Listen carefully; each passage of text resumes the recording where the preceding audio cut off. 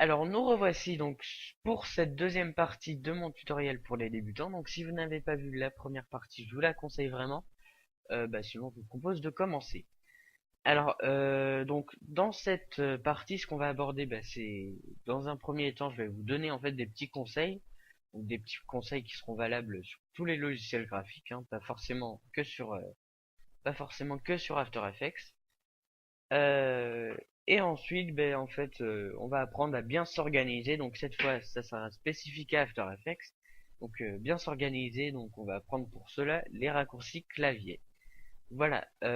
Donc on va pouvoir commencer donc avec les conseils.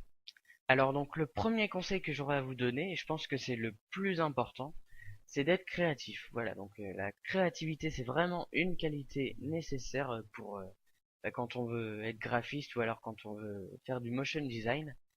Donc c'est vraiment très très important.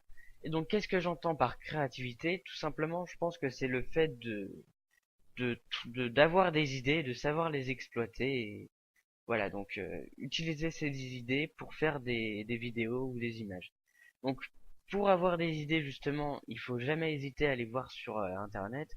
Je sais pas, quand vous regardez une image, ça peut vous donner des idées, quand vous voyez une vidéo, etc. Donc la deuxième chose à propos de la créativité, c'est qu'il faut jamais se donner de limite à cette créativité. La seule limite que vous pourriez avoir, c'est vos capacités tout simplement. Mais je pense que si vous avez des bonnes idées, il faut savoir les exploiter et contourner le fait que vous ne savez pas comment réaliser votre idée tout simplement. Donc voilà pour ce qui est de la créativité. Alors le deuxième conseil que je vous donnerai, donc c'est un conseil encore très très important, mais ça concerne plutôt vos créations. Donc c'est à propos des couleurs. Les couleurs, c'est vraiment quelque chose de vraiment décisif. Si vous prenez des mauvaises couleurs, il y a de très fortes chances que votre rendu à la fin soit moche. Alors que vous avez beaucoup de techniques, vous avez des très jolis effets, mais voilà, les couleurs, vous les avez mal choisies et du coup, votre rendu est raté. Donc les couleurs, c'est vraiment quelque chose de très important. Je vais vous faire montrer une petite animation tout à l'heure avec des couleurs moches et des couleurs jolies. Et vous verrez que ça change absolument tout.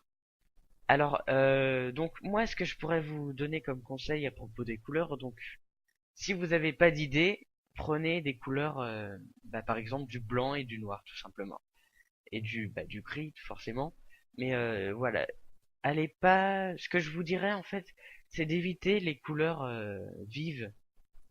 Je dis pas que c'est moche, mais par exemple, quand vous mettez du bleu vif avec du rouge vif, avec du jaune vif et avec du vert vif, en général, c'est moche. Bon, sauf exception, par exemple le logo de Windows. Mais en général, c'est souvent raté.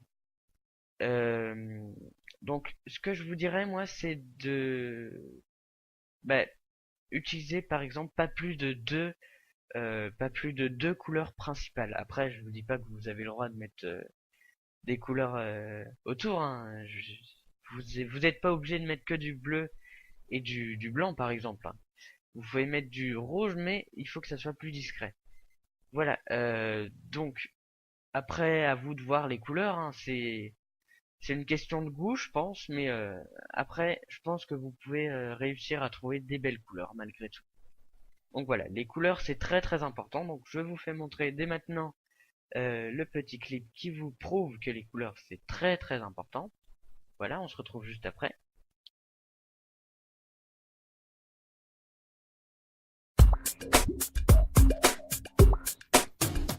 Voilà, donc j'espère que ça vous a convaincu. Alors, le deuxième conseil, un petit peu du même style, donc c'est à propos du ce que j'appellerais le fignolage en fait. Donc le fignolage, c'est quand en fait vous avez terminé bah, votre euh, votre composition, donc sur After Effects là par exemple. Donc vous avez terminé votre projet, mais c'est pas encore terminé. Ce qu'il faut que vous fassiez, c'est rajouter des color correction par exemple en ajoutant du contraste à votre rendu final, des choses comme ça. Par exemple, si vous voulez donner un effet film, bah, tout simplement en ajoutant des barres en haut, ça peut faire très classe. Et très très très important, la musique et les effets audio. Donc par exemple les effets d'explosion, les effets, je sais pas, il y a des tas de packs sur internet qui vous donnent ça. Et au niveau des musiques, voilà, il faut jamais oublier d'en mettre. Vraiment, je prendrai l'exemple de mon intro à moi. S'il n'y avait pas les effets audio, je pense qu'elle aurait beaucoup moins de gueule. Voilà, donc c'est très très très important tout ce qui est musique, effets audio. Donc n'oubliez pas ça. Là aussi, je vais vous faire passer un petit clip qui va vous le prouver. On se retrouve donc juste après.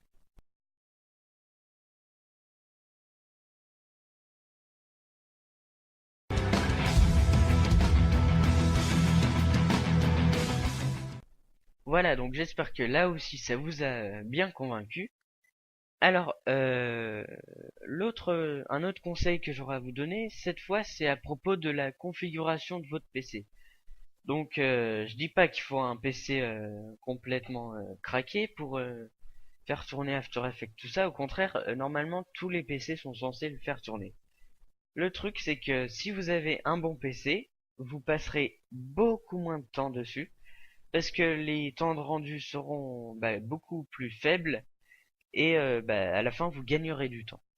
Donc moi, ce que je vous conseille, donc au niveau de la configuration de votre PC, par exemple, si vous voulez en acheter un et que vous voulez vous mettre à After Effects en même temps, donc moi, ce que j'aurais à vous dire, c'est tout d'abord au niveau du processeur. Ce qu'il faut, c'est un Intel Core i7 ou un Intel Core i5. Donc moi, par exemple, j'ai un Intel Core i5 de deuxième génération et After Effects tourne vraiment super bien là-dessus. Il n'y a pas de souci au niveau des rendus, bon, sauf quand la scène a vraiment beaucoup d'effets, ça commence à ramer un petit peu. Mais sinon, c'est vraiment très bien les i5 de deuxième génération. Bon, bien sûr, le must, c'est les i7. Alors, et donc la deuxième chose, c'est d'avoir un disque dur performant. Donc carrément, si vous avez beaucoup de sous, achetez-vous un SSD, hein, c'est complètement canon. Mais sinon, si vous êtes comme moi, que vous avez un budget un petit peu restreint, vous prenez donc les meilleurs disques durs. Donc moi j'ai un disque dur de 1 Tera. Et donc vous prenez la rapidité, donc 7200 tours par minute. Voilà, donc ça c'est très important parce qu'en fait After Effects sauvegarde des fichiers dans le cache de votre disque dur. Et plus vous avez un disque dur rapide, plus ça mettra, moins ça mettra de temps pour faire des prévisualisations, des trucs comme ça par exemple. Donc très important le disque dur aussi. Et dernière chose, c'est à propos de l'écran. Moi, ce que je vous déconseille très fortement, c'est de prendre un ordinateur portable à cause de l'écran qui est minuscule.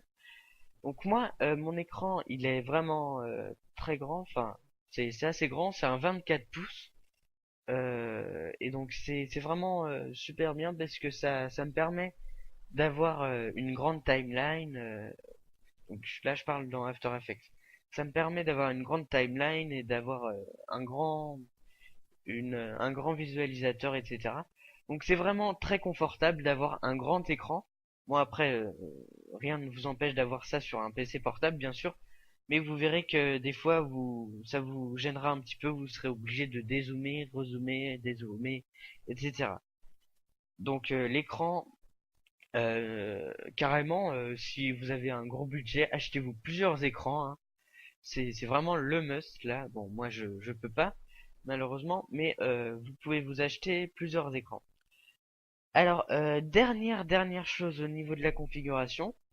Là c'est pas forcément pour After Effects, mais ce qui est bien c'est d'avoir un bon comment dire, une bonne carte graphique en fait. Pourquoi? Tout simplement parce que ça va vous permettre de sortir une petite news en fait. Donc il va y avoir une nouvelle version de After Effects donc la CS6 logiquement. Et donc cette version en fait va disposer de fonctionnalités de 3D, et donc pour faire fonctionner la 3D, il faut une carte graphique. Voilà. Et donc, c'est ce que je vous conseille. Sinon, si vous voulez faire tourner Cinema 4D, là, il n'y a pas de... c'est de la carte graphique, hein, en plus du processeur.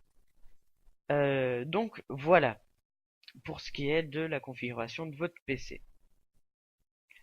Alors voilà, donc le dernier conseil que j'aurai à vous donner avant de passer à la deuxième phase, hein, donc pour bien s'organiser, donc c'est de regarder énormément de tutos. C'est vraiment la clé d'After Effects, hein. Et bah oui, donc After Effects, si vous regardez des tutos After Effects, euh, comme on en parlait tout à l'heure à propos de la créativité, c'est sûr que si vous avez aucune compétence, vous aurez du mal, vraiment beaucoup de mal à détourner les problèmes et à faire ce que vous voulez faire. Donc, pour remédier à ce problème, il faut regarder énormément de tutos. Donc, moi, ce que je vous conseillerais, c'est d'aller voir sur Dailymotion. Vous tapez tuto After Effects sur Dailymotion et vraiment là-bas, il y a d'excellents tutoriels. C'est là-bas que j'ai commencé, moi. Et sinon, vous allez sur Google, il y a des sites qui sont bien. Il y a tuto.com. Par contre, là, il offre des tutoriels. Enfin, il les offre pas vraiment, justement, parce qu'ils sont payants. Sinon, il y a Vidéo Copilot, mais c'est des vidéos en anglais, mais bon, c'est... Si vous avez des bases en anglais, vous devriez comprendre. Et dernière chose au niveau des tutoriels After Effects, moi, personnellement, je vous déconseille YouTube. Bon, c'est un petit peu contradictoire, vu que moi, je poste mes tutos sur YouTube. Bien sûr, sur YouTube, il y a d'excellents tutoriels, mais il y en a aussi qui sont vraiment complètement moisis. Il suffit juste de taper tuto After Effects et là vous avez des trucs mais vraiment qui servent à rien. J'ai vu un tutoriel l'autre fois qui apprenait à faire tout simplement bouger un objet d'un point A à un point B. Quelle utilité franchement. Et un tuto d'1 quart d'heure pour ça. Donc voilà, il y a beaucoup de tutoriels sur ça, il y a énormément de tutoriels aussi sur les les montages de Call of Duty, et ça je trouve ça vraiment dommage. Mais bon, on va pas rentrer dans des débats comme ça. Donc voilà, donc pour ce qui est des tutoriels, je vous conseille Dailymotion. Sur YouTube, si vous cherchez bien, vous trouverez d'excellents tutos. Et donc vous pouvez aussi chercher sur Google. Voilà. Donc je vous propose de de se retrouver maintenant sur After Effects pour commencer la deuxième phase. Allez, à tout de suite. Alors nous voici donc sur After Effects pour cette deuxième phase de ce tutoriel. Alors donc dans cette phase on va apprendre à bien s'organiser sur After Effects. Tiens, j'en profite pour faire le tri là-dedans, j'avais pas vu. Donc comme vous pouvez le voir, je me suis procuré la version 16.5 justement. Tac. Et ça on va mettre ça dedans. Voilà. Et ça, hop, ça vire. Voilà. Donc là c'est nickel. Donc, alors, le premier petit conseil que j'aurais à vous donner pour bien s'organiser dans After Effects, c'est tout d'abord de toujours renommer en fait. Renommer, donc c'est les textes, là par exemple le fond, je l'ai appelé fond, etc. Jamais laisser solide machin parce qu'après vous en sortirez plus, vous rappellerez plus ce que c'est, à quoi ça correspond, etc. Alors, deuxième chose, c'est toujours d'utiliser des compositions. C'est vraiment assez pratique d'utiliser des compositions et de mettre les compositions dans les compositions et de mettre les compositions des compositions dans les compositions, etc. Bref, vous n'avez rien compris. Je m'explique. Là, par exemple, je vous fais montrer donc le projet pour ma vidéo, enfin mon intro FPS. Donc, ici, vous pouvez voir que donc dans l'intro FPS, j'ai créé des compositions pour chaque voilà menu comme ça. Donc j'ai appelé ça menu case pour m'y retrouver. Et donc j'ai cette composition en fait, c'est une composition donc qui regroupe tout simplement le petit dessin de la case. Donc ce qui fait que ça m'évite, enfin le fait d'avoir des compositions, ça m'évite de resélectionner ces trois-là, de les mettre donc dedans, ce qui fait que j'aurais 9 fichiers au lieu de 3 là dedans. Et au final, si j'avais fait ça, si j'avais tout fait en une seule composition, ça aurait été vraiment le bordel. Donc voilà, ça c'est très utile donc d'utiliser des compositions. Donc ça, vous comprenez peut-être pas vraiment où je veux en venir, mais au fil de mes tutoriels, j'essaierai de vraiment faire montrer cette technique et vous comprendrez et vous l'utiliserez au fur et à mesure. Voilà. Alors, autre chose, toujours bien s'organiser dans le fichier. Donc pour ça, vous pouvez créer des dossiers. Donc ici par exemple, les renommer, etc. Donc moi, là j'ai Eric que je vais tout de suite renommer intro FPS parce que j'avais mélangé mon intro FPS avec l'intro Modern Warfare. Donc l'intro Modern Warfare, je vous rappelle que c'est ça, voilà. Donc voilà, je l'appelle intro FPS, je mets menu dedans, etc. Donc tout ça organisé sous forme de dossier, ce qui fait que à la fin c'est beaucoup plus pratique. Je m'en sors mieux dans le fichier, je perds moins de temps à retrouver mes fichiers et voilà, tout ça c'est beaucoup plus simple. Dernière chose, au niveau des compositions, tant que j'y pense, c'est toujours bien de faire une composition finale où on met voilà, donc là la partie 1 c'était press start bouton et la partie 2 c'est où il sélectionne voilà les joueurs. Et donc dans la finale je mets les deux toc les uns à côté des autres comme ça se suit et c'est beaucoup plus simple. Voilà. Donc voilà pour ce qui est des compositions, etc. Alors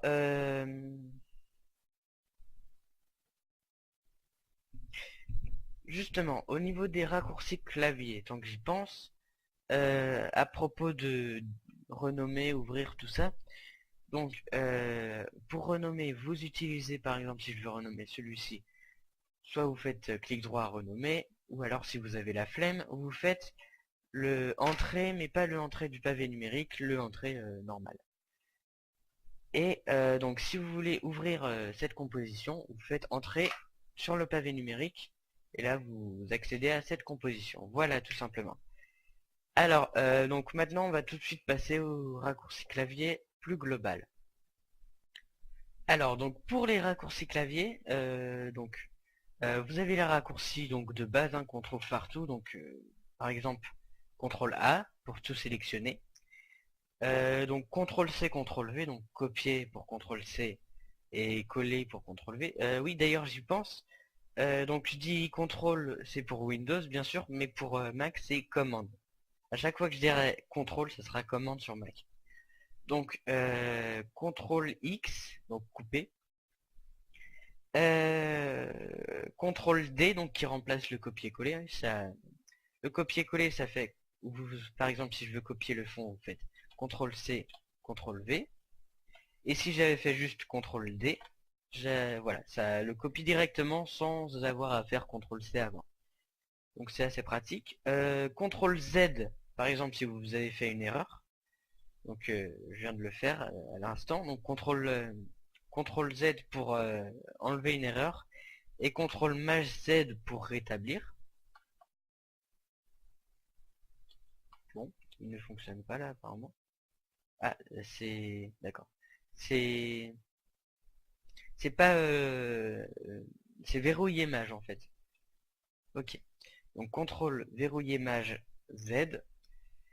CTRL S. Alors moi ce que je vous conseille en fait c'est carrément de prendre l'habitude d'utiliser CTRL S et de le faire genre toutes les 5 minutes parce que c'est vraiment la touche qui va vous sauver votre projet si votre logiciel plante tout simplement, parce que c'est la logiciel pour, enfin c'est la, je dis n'importe quoi, c'est le raccourci donc CTRL S pour enregistrer.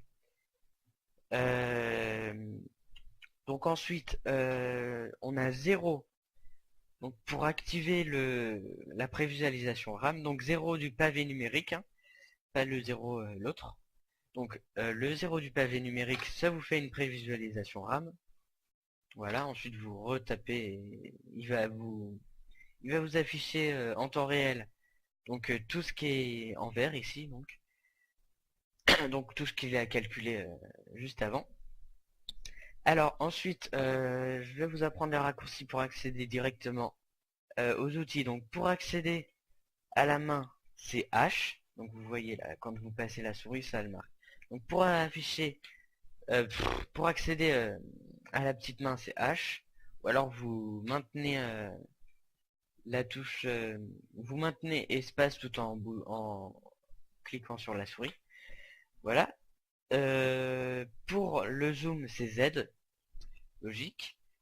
Pour l'outil rotation ici, c'est W. Pour la caméra, c'est C. Pour le masque, c'est Q. Et donc, si vous voulez accéder aux outils cachés, vous appuyez plusieurs fois sur vous appuyez plusieurs fois sur Q. Toc, vous voyez ici, ça change à chaque fois. Ensuite, vous avez G pour l'outil plume. Donc pareil, si vous voulez afficher les paramètres cachés, vous appuyez plusieurs fois sur G. Donc voilà, après vous avez CTRL T, etc. Donc donc pour l'outil sélection, c'est V. Voilà, donc V très important. Il vous fera gagner du temps. Donc ensuite, ici, quelque chose qui va réduire votre timeline, donc important aussi. Donc par exemple, si je fais U, voilà. Donc vous avez tous les paramètres où le petit chronomètre a été activé. Donc là par exemple j'ai que décalage, dans options pareil. Là j'ai l'opacité, etc. Donc à quoi ça sert cette touche? Tout simplement à éviter de devoir faire, pardon, de devoir faire ça. Voilà, juste pour afficher le décalage. Donc vous faites U et ça nettoie un petit peu votre timeline. Dans le même style, vous avez UU. Vous appuyez deux fois sur U en fait. Bon là ça fonctionne pas parce que j'ai... Bon, apparemment ça ne fonctionne pas. Donc UU qui était censé tout simplement afficher toutes les propriétés que vous avez modifiées. Bon, celui-là il fonctionne. Donc là par exemple j'ai modifié l'opacité, la position et le texte. Voilà, donc là pareil, ça va vous permettre de ranger votre timeline. Ensuite vous avez SS. Donc par exemple si vous sélectionnez cette propriété-là et que vous voulez sélectionner autres options aussi et que vous voulez qu'il n'y ait que ça qui s'affiche, vous les sélectionnez, vous faites SS. Et voilà, ils s'afficheront que tous les deux. Voilà. Et sinon, vous avez... donc ça, je crois que je l'avais déjà expliqué dans le premier tutoriel. Donc S pour afficher l'échelle. Ensuite, il y a quoi? Il y a T pour afficher l'opacité. Il y a P pour afficher la position. Il y a M pour afficher les masques. Là, il n'y en a pas. Il n'y a pas de masque. Si, ici. Donc là, par exemple, si je fais M, il va m'afficher que le tracé du masque. Et si je fais deux fois M, il va m'afficher toutes les propriétés du masque. Voilà, alors il y avait quoi d'autre? C'est tout, je crois. Oui, donc j'ai fait à peu près le tour des raccourcis clavier. Donc très important de les utiliser hein, pour gagner du temps toujours. Et ce que je vous ai fait montrer avec les U, double S, tout ça, ça c'est très très important. Ça va vraiment vous faire gagner de la place dans votre timeline et ça évitera que vous vous perdiez un petit peu dans tous les effets, etc. Donc très très important. Alors bah voilà, ce tutoriel arrive à sa fin, donc j'espère que il vous a plu, donc n'hésitez pas à commenter, à mettre un pouce vert, à partager aussi, et donc à mettre en favori, blablabla, blablabla. Voilà, vous connaissez le blabla habituel, et donc bah moi je vous dis à plus tard, donc dans la troisième partie du tutoriel. Voilà, donc dans la troisième partie, je vous rappelle que ben on va créer tout simplement, enfin on va faire un vrai tutoriel où on va apprendre à faire une petite animation très simple en réutilisant tout ce qu'on a appris auparavant. Voilà. Donc bah je vous dis à tout de suite ou à plus.